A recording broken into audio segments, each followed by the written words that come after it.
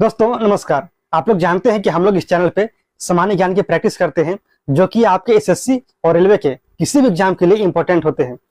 चाहे वो आपका एनटीपीसी हो या फिर CGL, CHSL, MTS, GD constable, stenographer, group D, selection post, आप किसी भी एग्जाम के लिए इस क्लास को देख सकते हैं, इसमें कोई दिक्कत नहीं है।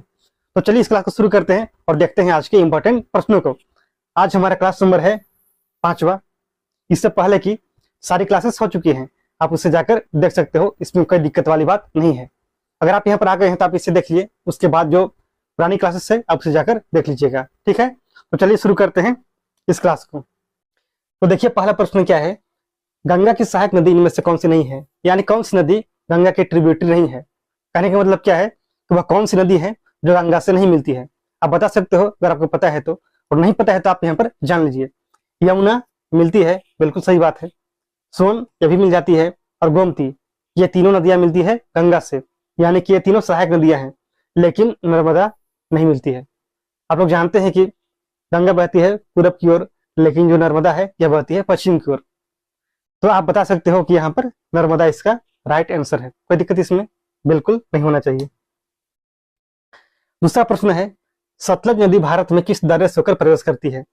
भारत में बहुत सारे दर्रे हैं, यानी कि पासेस, जिसको आप लोग बोलते हैं ला, वहां की जो लोकल लैंग्वेज है उसमें।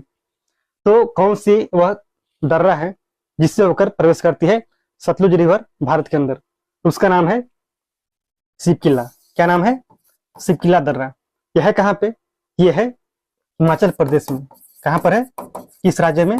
तो हिमाचल प्रदेश। कोई दिक्कत इसमें बिल्कुल नहीं।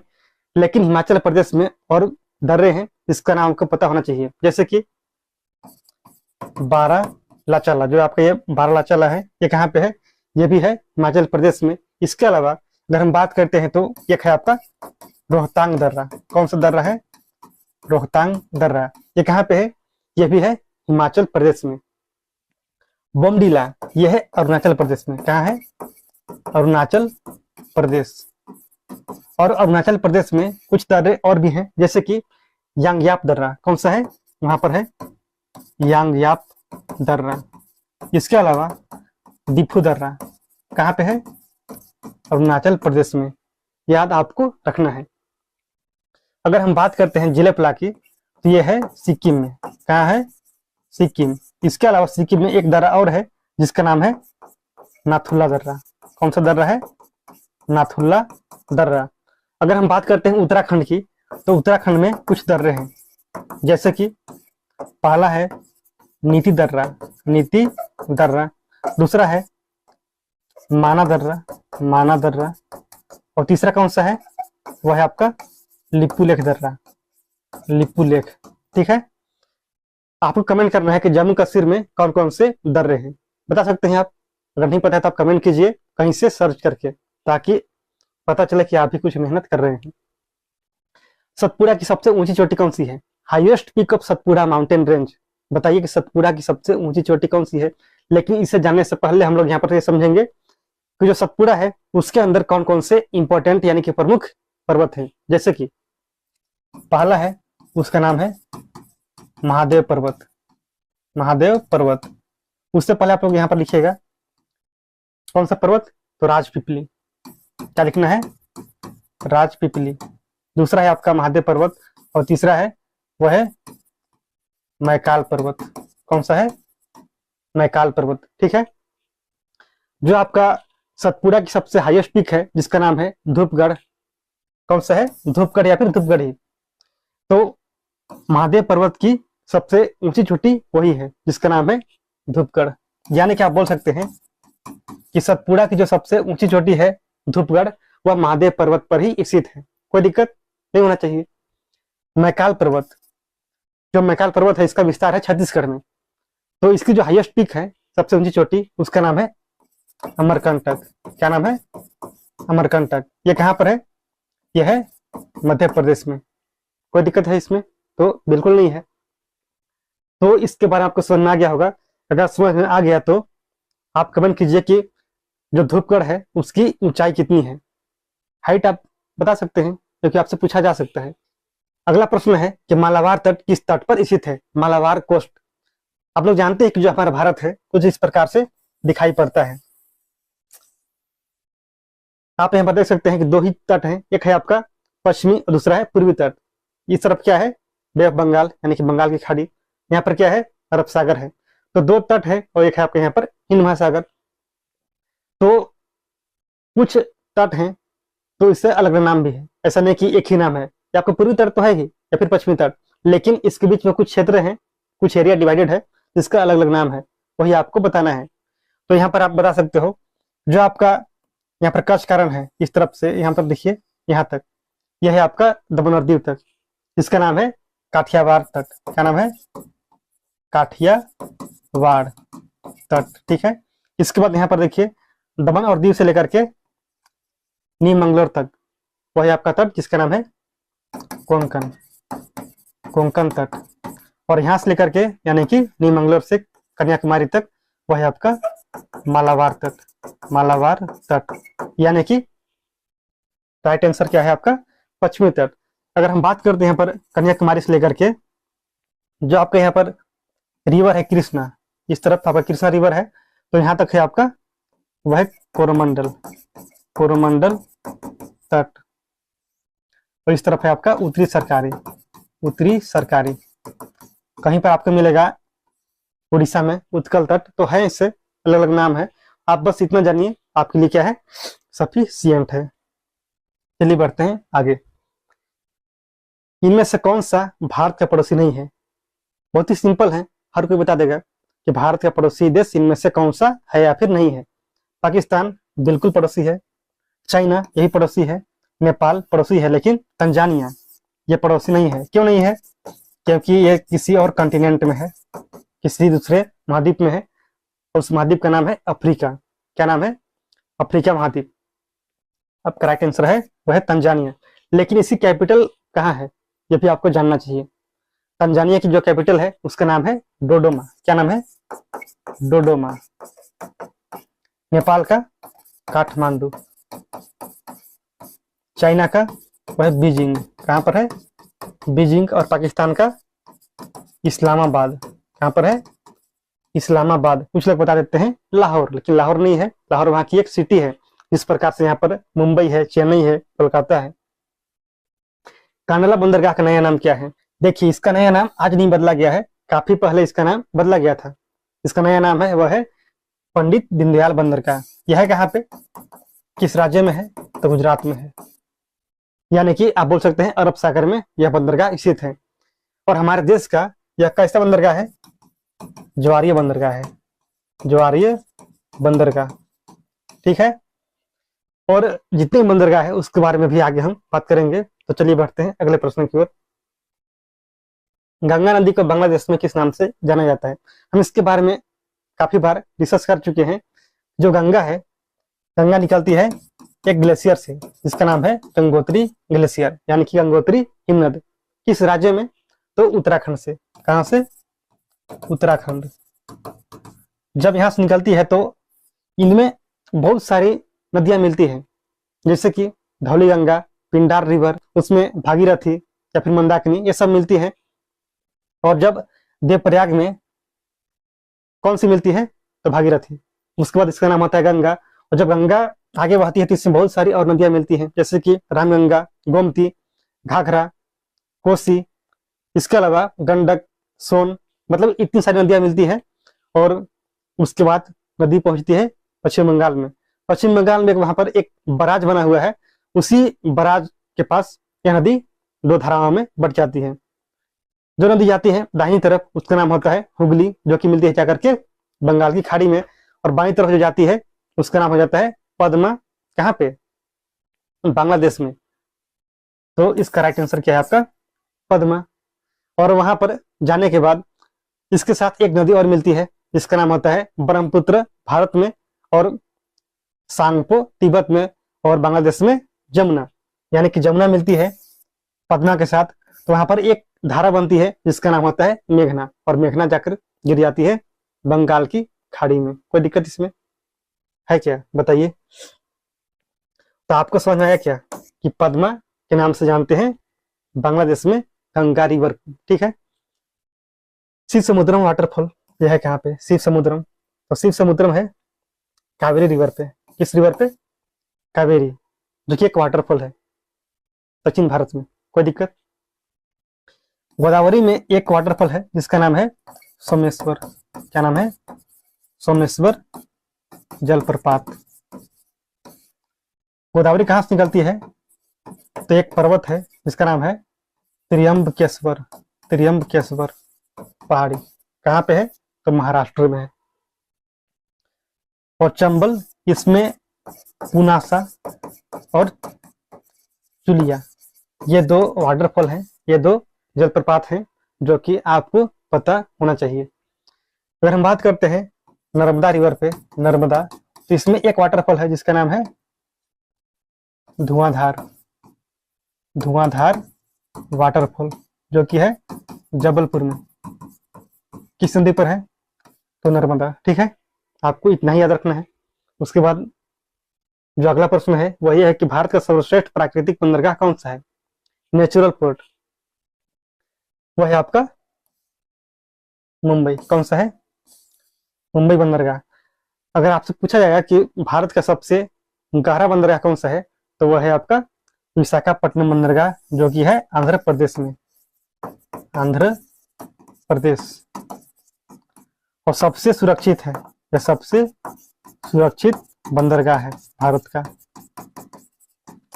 अगर आपसे पूछा जाएगा कि भारत का सबसे बड़ा कंटेनर पोर्ट कौन सा है, तो वह है आपका JNPT, यानी कि जवाहरलाल नेहरू पोर्ट ट्रस्ट, जिसका पहले नाम था नाहवा सेवा। कहाँ पे है? यह है मुंबई में, नवी मुंबई में, नवी मुंबई। ठीक है। अगर बात किया जाएगा यहाँ पर एक और बंदरगाह के बारे में, जो कि आपका कामराजार बंदरगाह, जो कि तमिलनाडु में है, और भारत का इकलौता कॉर्पोरेट पोर्ट है जिसका नाम क्या था? तो एनोर बंदरगाह। कोलकाता पोर्ट और चेन्नई पोर्ट, ये कहाँ पे है बताइए? चेन्नई पोर्ट चेन्नई में है, लेकिन जो आपका कोलकाता पोर्ट है वहां पर दो डॉक सिस्टम है। कितने हैं? दो हैं, लेकिन कौन कौन से हैं आप बताइएगा। एक का नाम है हुगली और दूसरे का नाम क्या है आपको कमेंट करना है। जिम कॉर्बेट नेशनल पार्क का नया नाम आपको पता होगा, नहीं पता है? इसके बारे में बहुत बार डिस्कस किए हैं। वह है आपका नया नाम रामगंगा नेशनल पार्क। रामगंगा एक नदी है जो कि गंगा से मिलती है। रामगंगा नदी के नाम पर ही इसका नाम रखा गया है रामगंगा नेशनल पार्क, क्योंकि इस नेशनल पार्क से होकर के यह नदी गुजरती है, यानी कि बीच से बहती है। कौन सा नदी? तो रामगंगा नदी। ठीक है। हेली नेशनल पार्क पुराना नाम है किसका? तो जिम कॉर्बेट का। जिम कॉर्बेट से पहले इसका नाम था हेली नेशनल पार्क, और जिम कॉर्बेट के बाद इसका नाम है Ramganga national park, simple. Jammu Kashmir national park का नाम आप याद नहीं रख रहे हैं, क्यों? क्योंकि इस प्रकार का कोई नेशनल पार्क है ही नहीं इस नाम से। गिर, ये कहाँ पे है? यह है गुजरात में, गिर नेशनल पार्क, यानी कि गिर राष्ट्रीय उद्यान। जम्मू कश्मीर में कौन सा है? तो यहाँ पर है हिमिस। क्या नाम है? हिमिस। ठीक है, याद रहेगा। तो बताइए कि दुधवा नेशनल पार्क कहाँ पे है? दुधवा, यह है उत्तर प्रदेश में, जो उत्तर प्रदेश का बॉर्डर है नेपाल की तरफ, वहां पर है आपका दुधवा नेशनल पार्क। आजाद हिंद फौज की स्थापना किसने की थी? आजाद हिंद फौज, तो इसकी स्थापना की थी रास बिहारी बोस ने। यहाँ पर कोई भी आपका ऑप्शन सही नहीं है। रास बिहारी बोस। बहुत लोग कंफ्यूजन में टिक कर देंगे सुभाष चंद्र बोस, तो आपका आंसर गलत हो जाएगा। कब इन्होंने किया था? 1942 में। और सुभाष चंद्र बोस ने आजाद हिंद सरकार की स्थापना की थी। आजाद हिंद सरकार 1943 में। क्यों? रास बिहारी बोस से कहने पर ही। ठीक है। इसके अलावा इन्होंने 1939 में स्थापना किया था फॉरवर्ड ब्लॉक की। Forward bloc. भगत सिंह ने नौजवान सभा की स्थापना किया था, नौजवान सभा। और आपको पता होना चाहिए कि इसके अलावा इन्होंने एक चीज की स्थापना और की थी जिसका नाम है हिंदुस्तान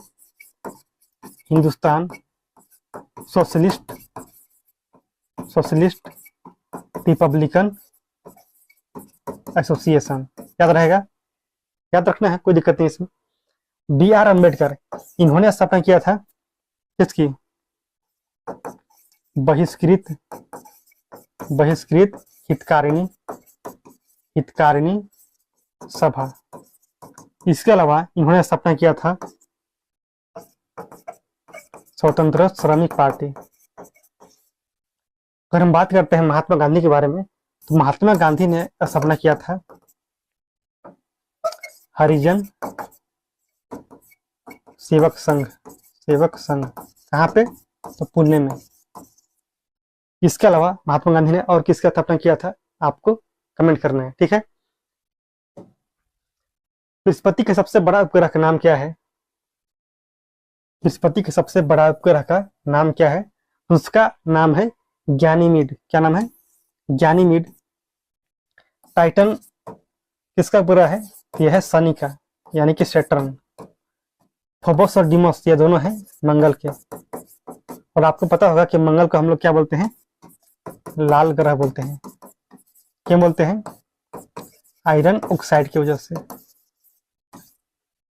वहां पर जो मिट्टी है कैसी दिखती है? लाल दिखती है। क्यों दिखती है? तो आयरन ऑक्साइड की वजह से, इसीलिए बोलते हैं इसे लाल ग्रह। किसको बोलते हैं? मार्स को, यानी कि मंगल को, जिसके दो ही ग्रह हैं। एक का नाम है फोबोस, दूसरे का नाम है डीमोस। गैनीमीड बृहस्पति का यानी कि जुपिटर का सबसे बड़ा उपग्रह है, और टाइटन शनि का है, ठीक है। कोई दिक्कत है? सूर्य के सबसे नजदीकी ग्रह कौन सा है? देखिए, इसे आपको याद कैसे रखना है। जो आपका सन है यानी कि सूर्य यहाँ पर है। इसके अलावा अगर हम बात करते हैं तो इसके सबसे नजदीक में है वह है आपका बुध यानी कि मरकरी, और इसके बाद है वेनस यानी कि शुक्र, इसके बाद अर्थ यानी कि पृथ्वी, इसके बाद है मार्स यानी कि मंगल, इसके बाद जुपिटर यानी कि बृहस्पति, इसके बाद है सैटर्न यानी कि शनि, यहाँ पर है आपका यूरेनस, और इसके बाद है यहाँ पर नेपच्यून यानी कि अरुण और वरुण। यूरेनस के बारे में आप ये जानिए, इसे हम लोग बोलते हैं लेटा हुआ ग्रह। लेकिन क्यों बोलते हैं लेटा हुआ ग्रह? इसके पीछे कारण है, क्योंकि यह झुकी हुई है, झुका हुआ है या फिर झुकी हुई है, आप जो ही बोलिए, लेकिन कितना डिग्री आप कमेंट कीजिएगा। तो इस प्रकार से आपको याद रखना है, ताकि आप बता सकें कि कौन सा ग्रह किसके बाद है, और सबसे नजदीक में कौन सा है, दूसरे में कौन सा है, तीसरे में कौन सा है, या सबसे दूर में कौन सा है। कोई दिक्कत? आपको ऐसे ही याद रखना है, ठीक है। इसका राइट आंसर है वह है बुध यानी कि मरकरी, ठीक है। अगला प्रश्न क्या है? नींबू का पीएच मान। नींबू का पीएच मान कितना है? आप लोग जानते हैं पीएच स्केल के बारे में। पीएच स्केल में अगर 7 से किसी भी सब्सटेंस का, किसी भी मतलब वस्तु का पीएच वैल्यू कम होगा, तो इसका मतलब क्या है? वह एसिडिक इन नेचर होगा, यानी कि उसका जो नेचर होगा वो कैसा होगा? अम्लीय होगा। अगर 7 से ज्यादा होगा तो कैसा होगा? बेसिक होगा, यानी कि क्षारीय होगा। और सबसे ज्यादा होगा 13-14 तो अल्कलाइन होगा, और 7 होगा तो न्यूट्रल होगा, अब यानी कि उदासीन होगा। आप लोग जानते होंगे क्योंकि 10th क्लास में आप लोग पढ़ लिए होंगे। तो यहाँ पर बात करना है नींबू के बारे में, यानी कि लेमन। तो उसका होता है 2.2, यानी कि बहुत ही कम है भाई। मतलब एसिडिक होता है, खट्टा होता है। आप लोग जानते हैं acids are sour in taste और bases are bitter in taste, पता होगा आपको। तो इसीलिए हम बता सकते हैं कि इसका पीएच मान इतना है। इसका 14 होगा अल्कलाइन होगा, 7.4 जैसे ब्लड का होता है। तो भाई ये कैसा होता है? थोड़ा सा कड़वा होता है। क्यों? क्योंकि 7.4 है। अगर 7 होता तो न्यूट्रल होता है, यानी कि उदासीन होता। 8.4 तो आपको याद रखना है कि किसका कितना होता है और उसका टेस्ट कैसा होता है, एसिडिक, बेसिक, न्यूट्रल क्या है। विश्व युवा दिवस कब मनाते हैं? ये हम लोग मनाते हैं 12 अगस्त को, विश्व युवा दिवस। और 12 जनवरी को मनाते हैं राष्ट्रीय युवा दिवस। राष्ट्रीय युवा दिवस क्यों मनाते हैं? आपको पता है स्वामी विवेकानंद जी के बारे में। विवेकानंद, इनके जन्म दिवस के अवसर पर हम लोग मनाते हैं राष्ट्रीय युवा दिवस। 8 सितंबर को क्या मनाते हैं? वो है आपका अंतरराष्ट्रीय साक्षरता दिवस। साक्षरता दिवस यानी कि इंटरनेशनल लिटरेसी डे। कब? 8 सितंबर।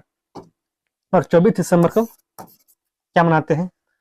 तो 24 दिसंबर को राष्ट्रीय उपभोक्ता दिवस। उपभोक्ता दिवस। आप लोग जानते होंगे कोपरा के बारे में, पता है आपको? कोपरा कोपरा एक्ट 1986 यानी कि कंज्यूमर प्रोटेक्शन एक्ट 1986। और हम बात करते हैं यहाँ पर 15 मार्च के बारे में। 15 मार्च, तो 15 मार्च को हम लोग मनाते हैं विश्व उपभोक्ता अधिकार दिवस। अधिकार दिवस कब मनाते हैं? तो 15 मार्च को। और यहाँ पर देखिए जो आपका 14 सितंबर है, 14 सितंबर उस दिन मनाते हैं हिंदी दिवस। क्या मनाते हैं?